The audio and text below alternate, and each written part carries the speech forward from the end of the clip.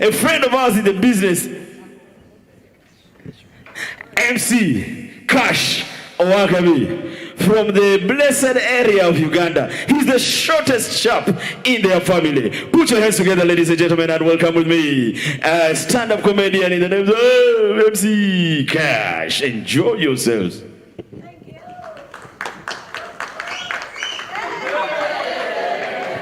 Hey, I knew you'd be shocked. How are we? Guys, I'm short. Why are you shocked? You see, in my family, I'm the shortest. And my dad has always had a constant quarrel with my mom over this height. Like, one night I woke up at around 2, I got them arguing. How comes Kash is very short? He's not like those of Opio. My mom is, at least if you can't believe the height, believe the bald head. He's like yours. So I've always got him there. Well, welcome back from the lockdown. It's been very tough, especially for us drunkards. Do we have drunkards here? No. My friends, please, I think one of the other things that we had was finding where to drink during lockdown. Me and my friends, we looked around to find who is an essential worker. Okay, you remember the essential workers were working. And we discovered we had one of our friends called Ojok, who was a carpenter by then. And the carpenters were grouped as essential workers. We didn't have where to drink. Like, you'd call, you man, where can, there's nothing, no option. So one of our friends said, why don't we go to Ojok's workshop and we drink from there? Ojok used to make coffins. Okay? In the first place, you wouldn't want to sit where there is coffin, even if it's alcohol. But because of lockdown, we are like, yeah, I think he has a point. We can go and drink from Ojok's place. So the first time we went, the whole plan worked. It was sweet. We had like 4 crates of beer. We downed properly. It was past curfew hours. They could not disturb Ojok because they knew he was selling coffin, which was needed at any time.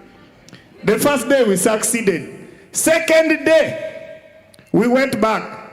We were like, you guys, this is the real thing now. Let us add, at least today we down like 6 crates. At around 9 p.m., we had a knock at his door. We were very busy. You know, when you're drunk, anything you hear, you think is a colleague coming in. We're like, you man, come in, just come, there's beer here. We saw one and found. One thing you should always respect is the brain of a drunkard. It thinks very fast. One of our guys shouted, police, start crying. We all started. We didn't know why we were crying, not until the lead crier started the topic. Pio, but why do you die? He started moving near the coffin. Well, how will we tell mom that this accident happened? The policemen were saying, we are crying, but there are also bottles there. So as we were busy crying, one of the guys was busy collecting the bottles, throwing it away, clearing the evidence. Somehow, they realized, like, okay, looks like this guy's really lost someone. They went. You guys, we suffered. The next day, we were like, you guys, we have to be a little careful. One, we have to draw a plan of drinking at Ojok's place. They said there are 2 coffins left. One is a very short one. The other one is long. So, meaning, the guys who should be at the front line should be a short one and a long one. Now the long one, they put me near the long one. They said you should know your duty. Immediately you hear police, enter the coffin. But as you're entering, enter with our beers. But keep it safe. Don't open. You guys, the second day we went, as we were there busy drinking, these guys did not show up at the usual time, 9. No, they let us drink up to around midnight. They came. As they came in, the first person who saw just started, again, why is it always us, while kicking others? You guys, they are here. We realized, so peacefully I entered the long coffin. You guys, there is a good feeling of sleeping inside the coffin with people's beer. I lied inside there, and I had their beers inside the coffin. The short one, they didn't put any beer, it was just there. As I was there, this policeman came and said, but you guys, yesterday we came, one person had died. We did not take the coffin to the mortuary. I'm thinking today we should take all the coffins. That is where I started regretting why I entered.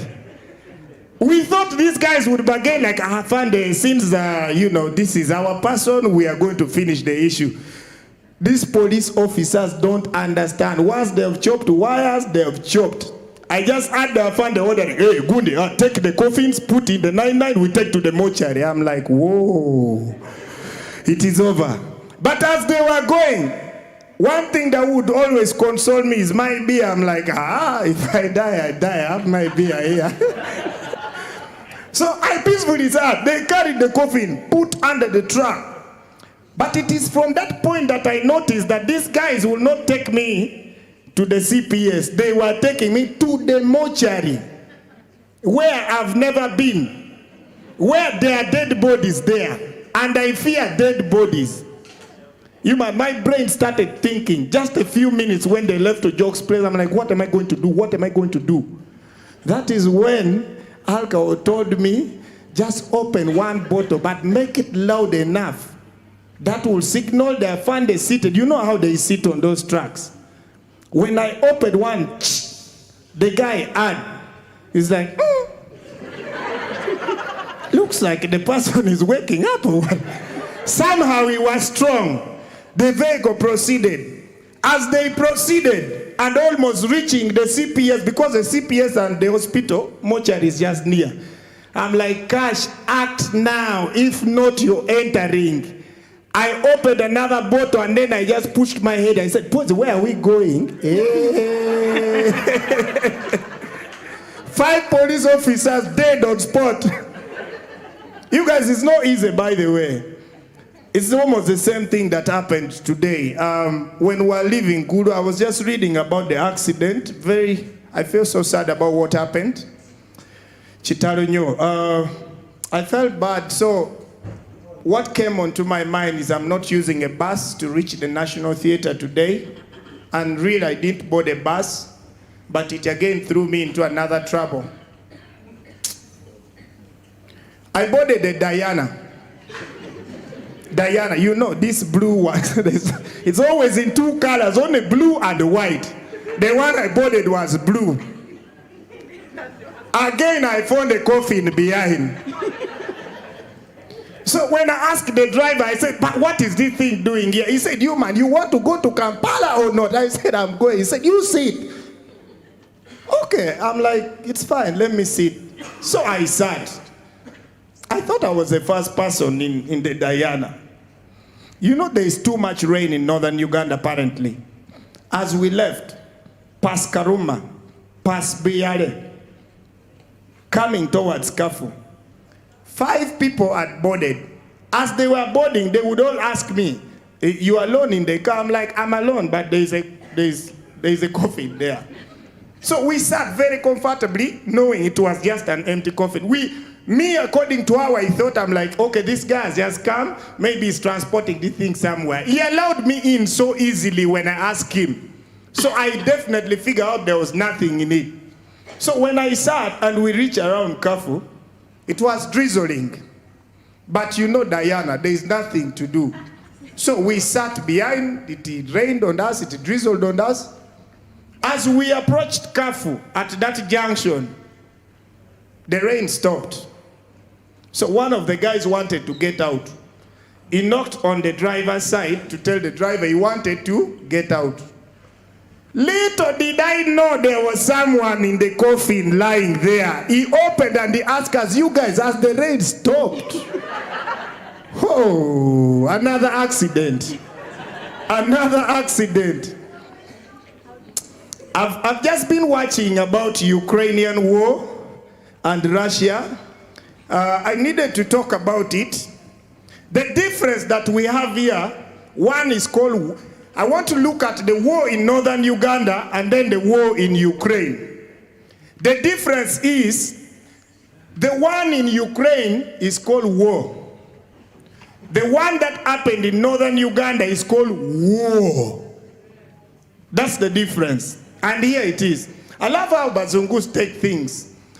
I was watching a live transmission on TV. Like, oh, right now, Russians are just about to fire another missile and it's gonna hit that building right there. And we are right here evacuating the Ukrainians to take the plane you're seeing right there. So the time the missile is gonna be fired, no one will be there. We're trying so hard to protect them. But Zungus will always be stupid at a point you don't expect. As they were busy moving, one entered the plane and started coming out of the plane. They're asking, oh, there's wood, they're about to fire. It's like, no, let me just, I can't leave Mickey. I can't leave Mickey behind. Then I looked, I'm like, who is Mickey? I saw a dog, like, oh, Mickey, we're gonna miss you. In northern Uganda. All you needed was not to even be told that they are heading to there. You just hear the rumors that Coin said today, Gulu. The whole of Gulu City people would move to Lira. And then there was this other one, very, I don't know how touching it is.